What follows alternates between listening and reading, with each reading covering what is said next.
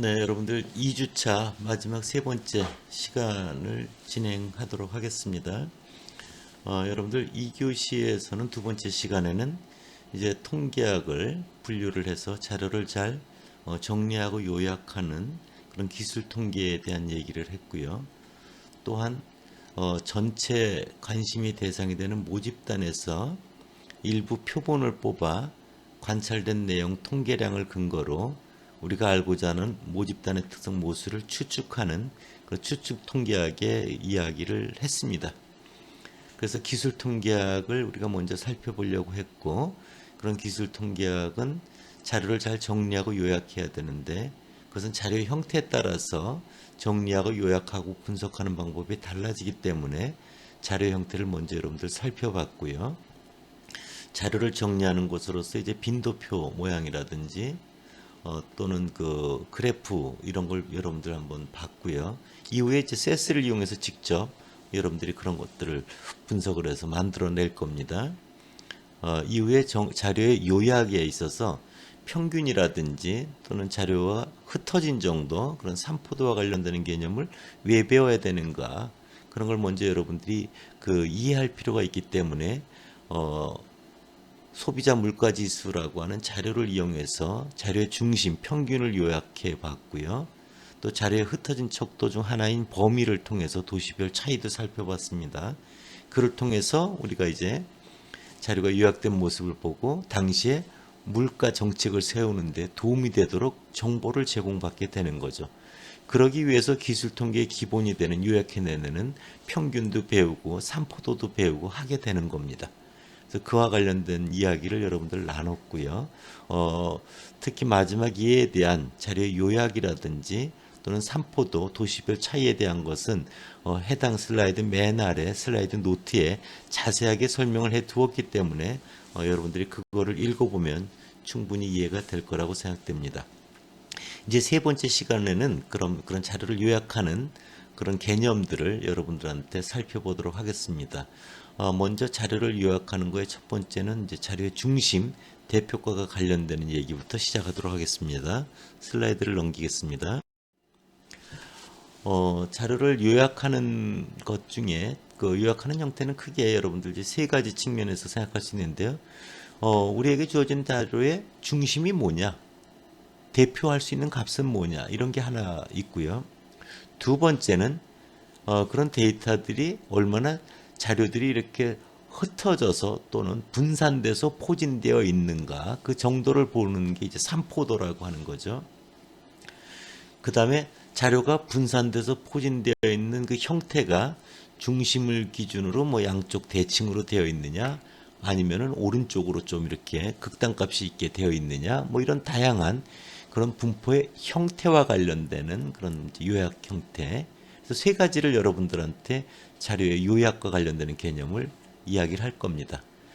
자료의 중심, 자료의 산포도, 자료 분포의 형태. 그래서 먼저 첫 번째 자료의 중심과 대표값과 관련되는 이야기를 하도록 하겠습니다. 자료에 있어서 중심을 나타내는 통계량으로는 그 아주 널리 이용되는 게 세 가지가 있습니다. 하나가 평균이고요. 또 하나가 중앙값이고요. 또 하나가 최빈값입니다. 최빈값. 그래서 각각이 어떤 의미를 담고 있고 그리고 어떻게 여러분들이 기억해서 활용하면 되는가 그 얘기를 좀 하도록 하겠습니다. 그럼 자료의 중심, 대표값으로 이제 평균이라고 하는 얘기를 먼저 시작을 하겠습니다. 여러분들 그 시험 예전에 보면은 뭐 시험 보고 나서 너 평균 점수가 얼마냐 뭐 이런 얘기 질문 받아본 적 있을 거예요. 또는 이제 회사에 취업한 친구들도 뭐 평균 연봉이 얼마나 되냐 뭐 이런 거죠. 또는 평균 월급이 평균 얼마나 받냐 뭐 이런 거죠. 자동차를 운전하면 평균 주행 거리가 얼마나 되냐. 이렇게 평균이란 말을 우리가 일상생활에서 늘 관행적으로 사회적으로는 많이 쓴 것입니다. 이때 이야기하는 평균이 일반적으로 이제 산수, 사칙 연산을 이용해서 계산할 수 있는 평균, 그래서 산술 평균이라는 표현을 쓰기도 합니다. 영어로는 mean, M-E-A-N이라고 쓰기도 하고요. 또는 average라고 쓰기도 합니다. 이거는 여러분들 뭐 쉽게 이렇게 이해할 수 있지 않겠어요? 시험을 봤는데 그냥 쉽게 3명만 시험을 봤다고 해보세요. 30점, 40점, 50점 이렇게 맞았습니다. 그 평균 구하라면 다 할 줄 알죠. 30 더하기 40 더하기 50 나누기 3 이러면 40 이렇게 이제 구할 수 있는 거잖아요. 그렇게 구하는 게 산술적으로 구하는 평균입니다. 그 의미를 이렇게 잘 살펴보면 30, 40, 50을 다 더했던 건 세 개의 관측치를 다 합한 거죠. 나누기 3을 했던 건 뭐예요? 그 관측치 개수 3으로 나눈 거죠. 그래서 정확히 표현하면 그렇게 우리가 얻어진 관측치를 다 더해서 총합을 구해서 그 관측치의 개수 n으로 나눈 것이다. 그것이 이제 평균, 산술 평균이라는 거예요. 그 기호로 나와 있는데요. x 바라고 읽습니다. x 바라고 하는 건 바는 이제 머리에 이렇게 확 그 x 값들을 이렇게 묶어놨다, 이렇게 줄여놨다 이런 의미로 이해하시면 됩니다. 그래서 거기 보면 분자를 보면요. 첫 번째 자료값 x1부터 시작을 해서 마지막 자료값 xn까지 자료값들을 다 총합을 했죠. 나누기 뭐를 했습니까? 자료의 개수 관측지 n으로 나눈 거죠. 우리가 더하기의 기호가 그 시그마라고 하는 게 있지 않습니까? 그래서 여러분들 시그마에 보면은 거기 xi들 관측지 xi들이란 관측치들의 i = 1 첫 번째부터 맨 시그마의 위의 기호 n까지 다 더해서 n으로 나눠라. 그렇게 우리가 이제 기호로 표현하는 겁니다. 이 평균은 이제 몇 가지 특징이 있는데요. 첫 번째는 30점, 40점, 50점일 때 평균 구할 때 30 더하기 40 더하기 50 나누기 3 했죠. 관측치에 있어서 실제 값을 쓴다는 게 굉장히 큰 특징입니다. 다음에 이야기할 중앙값은 그렇진 않습니다. 두 번째, 30 더하기 40 더하기 50 하면은 총합이 나오죠. 그것을 이제 자료의 개수로 나누잖아요. 그러니까 총합이 계산하는데 이용이 가능하다는 거죠. 그 회사의 총 매출액, 전국 서점에 보면 총 판매된 도서 권수, 쓰레기 총 배출량, 뭐 이렇듯이 총합의 계산에는 평균이 이용된다. 이렇게 여러분들 생각하면 되고요. 특히 이건 계산이 가능하니까 구간이나 비율 이런 이제 척도, 즉 수치형 자료에 의미 있게 적용이 된다. 근데 이제 일반적인 조사에서 보면은 여러분들도 설문 같은 거 응답해 봐서 아는데요. 5점 척도 뭐 이런 거 알잖아요. 7점 척도 이런 것도 봅니다. 그럴 때 보면은 여러분들 뭐 고객 만족도 조사를 한다. 그럼 7점 척도면은 뭐 매우 불만족부터 매우 만족까지 7개 이제 그 범주 내에 이렇게 하나 체크를 하잖아요. 그걸 이제 나중에 100점 만점으로 환산도 하고 그럽니다. 원래 순서 척도는 질적 자료이기 때문에 이런 연산을 적용하는 게 반드시 맞는 것은 아닙니다. 그러나 분석 방법의 적용이라든지 또는 실제적인 활용의 측면에서 그런 조사 리코트 척도에 대해서 이런 평균을 써서 사회에서는 많이 활용하고 있는 부분이 있다. 이렇게 여러분들 생각하면 됩니다. 이런 평균은 특징이 있습니다. 뭐냐면 이거 좀 약점이긴 한데요. 프로야구 연봉을 받는 선수가 4명만 있다고 쉽게 생각해 보세요. 5천만 원, 7천만 원, 9천만 원인데 나머지 한 사람이 유현진 같은 사람이에요. 300억을 받았다고 해보세요. 그럼 평균 구하면 어떻게 됩니까? 5천만 원 더하기 7천만 원 더하기 9천만 원 더하기 300억 나누기 4잖아요. 그 값은 뭐 75억을 훨씬 넘어가잖아요. 어마어마하게 큰 값이죠. 즉 그렇게 극단적인 300억이라고 하는 극단지 값을 이렇게 끌려간 경향이 있죠. 나머지 값들 7천, 5천, 7천, 9천을 받는 선수들을 대표하지는 못하는 걸 여러분들 알 수 있을 겁니다. 이렇게 평균은 자료가 중심, 평균을 기준으로 양쪽이 이제 대칭적 구조, 그런 자료에 적합한 중심이다. 이렇게 이해를 하면 되고요. 특이값에 민감하게 반응하는 약점을 가지고 있고 그런 것들의 대안으로서 등장하는 게 이제 다음번에 중앙값이라고 하는 것을 여러분들 볼 수가 있습니다. 먼저 이와 관련해서 가장 보편적인 널리 사용되는 이제 대표값이는 사회적 간행도 그렇고 많이 쓰인다는 거죠. 그 예를 보면 4, 6, 10부터 9까지 있잖아요. 평균은 다 더하면 되죠. 4 더하기 6 더하기 해서 맨 마지막 9까지 더하면 64가 나옵니다. 분자에 있는 나누기 뭐죠? 자료의 개수가 10개니까 10으로 나누면 우리가 산술적으로 계산한 평균, 그냥 그 평균이라고 말합니다. 6.4다. 뭐 이렇게 대답할 수 있는 거죠. 다음 페이지로 넘어가요. 그 다음에 두 번째 자료의 중심을 표현하는 것으로 중앙값이라는 게 있습니다. 영어로 메디안이라고 합니다. 메디안. 뭐 중위수라고 얘기를 하기도 합니다. 이거는 뭐냐면요. 여러분들 도로 다니다 보면 이렇게 가운데 있는 중앙선이라는 거 알잖아요. 중앙선, 도로의 가운데 위치하는 선. 그런 거랑 의미가 같습니다. 그래서 우리가 자료가 이렇게 주어지면요, 그거를 먼저 크기 순서로 나열을 합니다. 크기 순서로 나열해서 정중앙에 가운데 위치하는 관측치로 여러분들 생각하면 됩니다. 100%를 기준으로 보면 딱 50% 위치에 있는 걸 말하는 거죠. 영어로 표현되어 있는 식은 조금 이따 다시 말씀을 드리고요. 먼저 예를 통해서 여러분들 살펴보도록 하겠습니다. 슬라이드에 보면 거기 특이값에 영향을 덜 받는다라고 되어 있는 아래 예 두 개를 보도록 할게요. 84913 5개 자료가 있죠. 크기 순서로 바꿨습니다. 그러면 13489가 되죠. 홀수에 있다는 걸 알 수 있죠. 5개. 가운데 위치하는 값이 뭐예요? 여러분들 누구나 알 수 있죠. 바로 4다. 이게 중앙값입니다. 가운데 위치하는 값. 그러니까 4보다 작은 게 2개 있고요. 4보다 큰 게 2개 있지 않습니까? 또 하나 예를 볼게요. 841913 이렇게 돼 있죠. 자료가 6개라는 걸 금방 볼 수 있습니다. 이걸 크기 순서로 나열해 보면 1, 1, 3, 4, 8, 9 이렇죠. 이럴 때 가운데 위치하는 걸 이렇게 찾아보면요. 눈으로 유심히 보면 3이라고 해야 되나 4라고 해야 되나 약간 혼란스럽죠. 그렇죠? 3이라고 하면 오른쪽에 4, 8, 9 3개가 있고 왼쪽에 1, 1 2개가 있고 이게 뭐 균형이 안 맞잖아요. 4라고 하면 오른쪽에 2개 있고 왼쪽에 3개가 있잖아요. 이렇게 짝수개가 있을 때는 가운데 3과 4를 꺼집어내서 그 2개를 더합니다. 그리고 그걸 2로 나눕니다. 그럼 3.5가 되는 거죠. 그걸 중앙값이라고 우리가 합니다. 짝수개 있을 땐. 그래서 보면 3.5보다 작은 게 몇 개 있어요? 1, 1, 3, 3개가 되고 3.5보다 큰 것도 4, 8, 9, 3개가 됩니다. 그래서 이렇게 여러분들 중앙값이 구할 때 짝수개가 있을 때는 가운데 2개 위치하는 값을 뽑아서 2로 나누면 된다. 뭐 이렇게 이해하시면 됩니다. 홀수개일 때는 그냥 가운데 위치하는 것 보면 되고요. 그 바로 윗줄의 예 위에 특이값의 영향을 덜 받는다.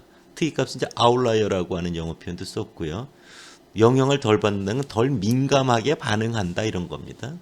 예민하게 반응하지 않는다 이런 거죠. 그걸 영어로 이제 로버스트하다 이런 표현을 씁니다. 그래서 여러분들 보면 한번 그렇게 되는 걸 볼게요. 거기 13489 중에 9 대신에 만이라고 하는 숫자를 집어넣어 보세요. 그럼 1348 만 이렇잖아요. 그렇다고 가운데 위치하는 값이 바뀝니까? 안 바뀌잖아요. 그렇죠? 이렇게 특이한 값에 중앙값은 덜 영향을 받는 민감하게 반응하지 않는 그런 장점을 가지고 있다. 그래서 우리나라에서도 대표값을 쓸 때 우리나라 소득 같은 경우 있잖아요. 소득이 굉장히 많은 사람도 있고요. 소득이 굉장히 적은 사람도 있습니다. 그래서 그것이 중심을 기준으로 양쪽 쌍둥이, 대칭적 구조를 안 갖는 경우가 많거든요. 그래서 그런 소득과 관련되는 자료의 대표값으로 이런 중앙값이 실제로 활용이 되고 있다. 이렇게 여러분들 생각하면 좋습니다. 방금 여러분들 보면 중앙값 구할 때 어떻게 했어요? 13489 중에 크기 순서로 나열해서 가운데 위치하는 값이잖아요. 그래서 특이값에 영향을 받는다. 바로 위에 줄여보면 이 중앙값은 데이터의 순서와 관련되는 순위에 관한 정보만을 이용한다. 그리고 우리가 아는 자료 형태에서 구간 비율 순서 척도에서 사용된다. 이렇게 여러분들 보면 됩니다. 그러니까 실제 자료를 이용하지 않는 게 약점인 거죠. 이 경우는. 그 위에 식을 보도록 하겠습니다. 메디안을 보면은 윗줄에 보면은 if n is odd 이래 돼 있죠. odd는 이제 홀수라는 말입니다. 영어 표현이에요. 그래서 n이 만약에 5라고 해보세요. 앞에 다른 이해거치. 5면은 x 밑에 첨자에 보면 가로 열고 n 플러스 1 가로 닫고 나누기 2 이래 돼 있잖아요. n을 5를 집어넣으면 어떻게 돼요? 5 플러스 1 나누기 2니까 3이 나오죠. 그거는 세 번째라는 의미입니다. 세 번째. 그래서 아까 5개 있는 경우 세 번째 있는 값이 뭐예요? 13489 중에 4. 그래서 아까 우리 구한 거와 같아지잖아요. 그걸 기호로 표현하면 그렇게 된다 이겁니다. 그 다음 두 번째 짝수계일 때가 if n is 2분이라고 돼 있어요. 2vn, 2분이 이제 짝수라는 말입니다. n 이꼬르 우리가 다른 예는 6개인 경우였죠. 1, 1, 3, 4, 8, 9였습니다. 그 n을 2를 한번 집어넣어 보세요. 그럼 x 밑에 가로 열고 n이 6이 들어가면 6 나누기 2 하면 3이 되죠. 플러스 x 가로 열고 n이 6을 집어넣으면 2분의 6 더하기 1에서 4가 되죠. 그래서 자료값이 크기 순서로 나열했을 때 앞에 3이니까 세 번째 더하기 네 번째를 해서 2로 나눠라 이런 거죠. 얘를 보면은 우리가 다른 얘는 뭐예요? 세 번째가 3이죠. 네 번째가 뭐였어요? 4죠. 그 둘을 더해서 2로 나눴잖아요. 아, 그거를 기호로 바꾸면 저렇게 표현되는구나. 이렇게 여러분들 이해하시면 됩니다. 마지막으로 자료의 중심을 요약하는 것 중에 최빈값이라고 하는 걸 말씀을 드릴게요. 최빈값은 영어 표현으로 모드라고 하는데요. 이거는 최고로 빈번하게 일어난 값 또는 최고로 빈번하게 나타난 값 이렇게 이해하면 편합니다. 먼저 예를 여러분들 보세요. 맨 아래 예를 보면 4, 5, 5, 6, 6, 6, 8, 9 이렇게 자료가 있죠. 4는 한 번 일어났잖아요. 5는 두 번 빈도가 되고요. 6은 세 번입니다. 8은 한 번이고요. 9는 한 번이니까 이럴 때 최빈값은 가장 빈도가 높은 빈번하게 일어난 6 이렇게 구하는 겁니다. 그래서 그 한글 표현을 보면요. 최빈값 옆에 전체 주어진 관측치들 중에서 가장 빈도가 뭐다? 높은 값이다. 이렇게 이제 표현되는 겁니다. 근데 여러분들 그 예를 이렇게 한번 바꿔볼게요. 4 대신에 5로 바꿔보세요. 그러면 뭐예요? 5, 5, 5, 6, 6, 6, 8, 9. 그러면 최고로 빈번하게 일어난 값이 뭐예요? 5도 3번, 6도 3번 일어났죠. 일단 최빈값이 5 또는 6 이렇게 됩니다. 그 최빈값이 두 개가 존재하는 거죠. 또 이런 생각을 해보세요. 뭐 1, 3, 5, 7, 9다. 그럼 1이 한 번, 3도 한 번, 5도 한 번, 7도 한 번, 9도 한 번. 이러면 최빈값이 뭐냐면 빈도가 다 한 번씩이잖아요. 그럴 땐 최빈값이 없다라고 합니다. 최빈값이 없다. 그래서 이렇게 최빈값은 여러 개 존재할 때도 있고요. 또는 이렇게 없는 경우도 있고 그렇습니다. 그래서 이렇게 빈도를 세서하다 보니까 질적 자료, 특히 명목 척도로 측정된 자료에 대한 대표값으로 주로 이용되지 수치형 자료에서는 그렇게 크게 다루지 않는다. 이렇게 여러분들이 생각을 하면 좋습니다. 네, 다음 페이지로 넘어갈게요. 자료를 요약하는 개념은 첫 번째 자료의 중심 대표값에 대한 얘기가 있다고 말씀을 드렸고요. 그와 관련돼서 여러분들 이제 평균이다, 중앙값이다, 최빈값이다라는 얘기를 여러분들한테 충분히 설명한 것 같습니다. 두 번째는 데이터에 대한 정보가 앞서 소비자 물가지수에서 보듯이 평균뿐만 아니라 범위라고 하는 걸 언급을 했었잖아요. 자료가 얼마나 흩어져 있는가를 통해서 이렇게 또 정보가 얻어지는 걸 알 수가 있을 겁니다. 좀 더 구체적으로 여러분들 이해를 돕기 위해서 이런 생각을 해봐요. 3학년에 어떤 수학 선생님이 어떤 A라는 학교에 이제 부임을 했다 해보세요. 3학년 1반하고 2반을 가리키라고 했어요. 그러니까 궁금하잖아요. 1반하고 2반 애들이 어떤가. 새로 부임한 선생님은 잘 모르니까요. 그래서 전에 가르친 선생님한테 이렇게 물어보는 거죠. 두 반의 실력이 어떠냐. 그랬더니 그냥 3명씩만 있다고 해보세요. 3학년 1반에 3명, 2반에 3명. 그래서 3학년 1반의 수학 성적은 30점, 40점, 50점입니다. 평균 구해보면 40이 되죠. 세 더해서 3으로 나누면 되니까. 3학년 2반은 10점, 40점, 70점이라고 해보세요. 그럼 역시 10 더하기 40 더하기 70 나누기 3 하면 40입니다. 그래서 평균만 가지고 두 반은 평균이 40입니다. 라고 하면 두 반을 동일한 형태로 저 새로 부임한 선생님은 강의를 하실 거예요. 근데 또 다른 선생님이 그 두 반을 가르쳤던 선생님이 이렇게 얘기를 했어요.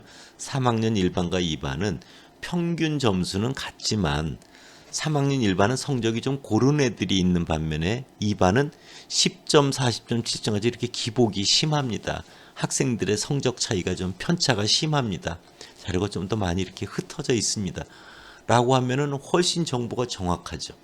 그래서 그런 것들을 고려해서 학생을 가르쳐야 되겠다. 이런 생각을 하게 될 겁니다. 이런 것들이 이제 삼포도라고 하는 거죠.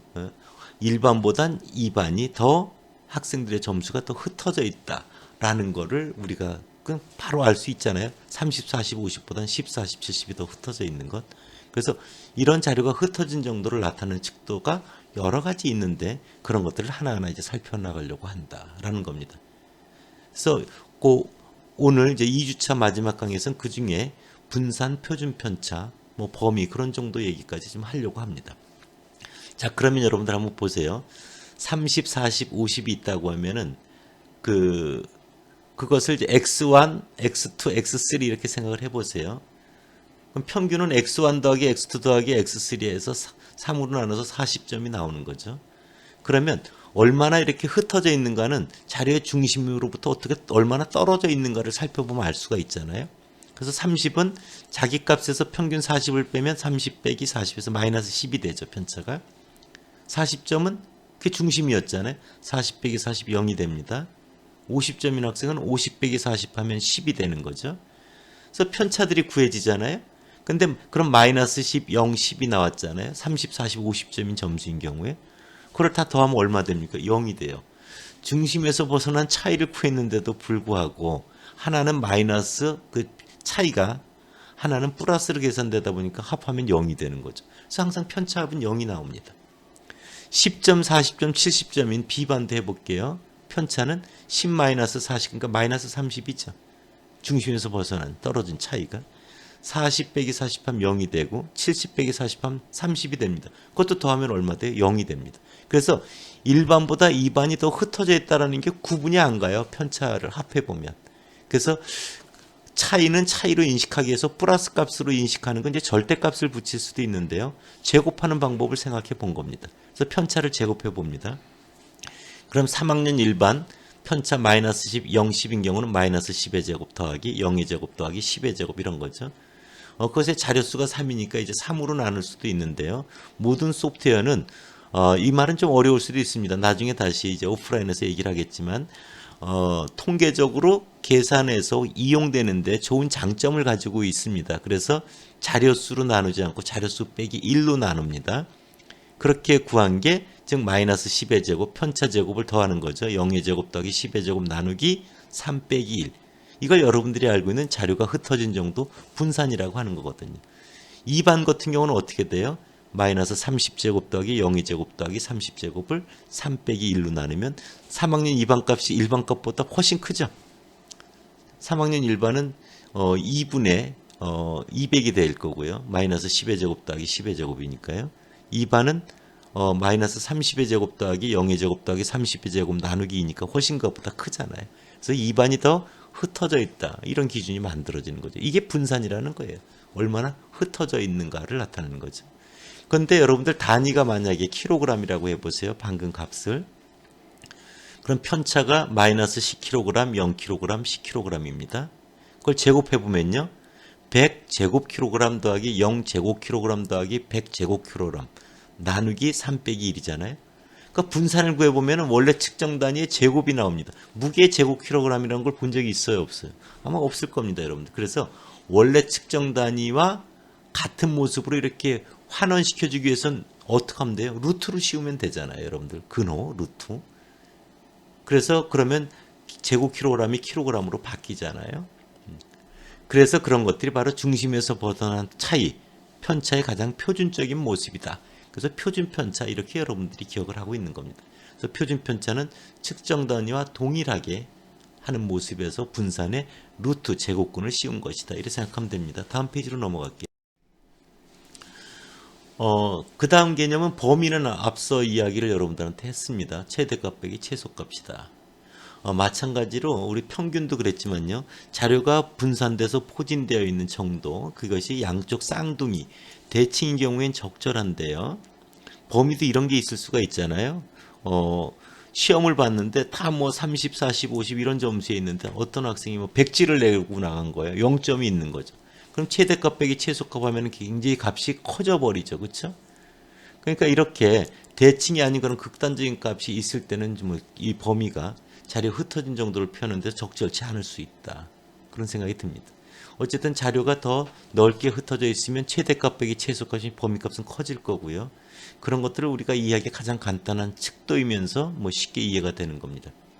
또 방금 얘기했듯이 100지를 내고 나가는 아까 프로야구 연봉으로 보면 300억이라고 하는 값이 있으면 그런 거에 되게 매우 민감하게 반응한다는 걸 알 수가 있을 겁니다. 분산은 앞서 충분히 설명했기 때문에 그냥 슬라이드를 보면 될 겁니다. 식을 한번 볼게요. 자, 가로 열고 xi 자기값에서 빼기 x바 평균을 뺐죠. 이걸 편차라고 했죠.